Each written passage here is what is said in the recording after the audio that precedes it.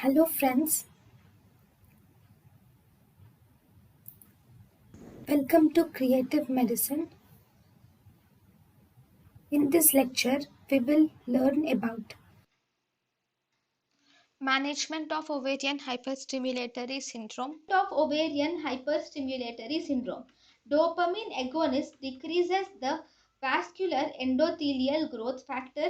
Intravenous albumin is given because it is an intravascular volume expander.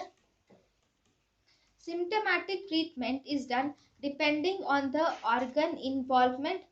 Heparin. Heparin prophylaxis against thrombosis is given. Prevention. In prevention, we will have to monitor the number of follicles, size of follicles, and the estrogen level.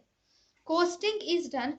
Costing is delay of human chorionic gonadotropin injection in patients at high risk of ovarian hyperstimulatory syndrome.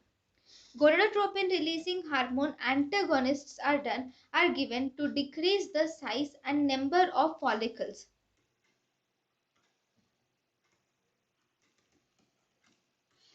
Gonadotropin antagonists decrease the size and number of follicles. thank you and thank you for watching.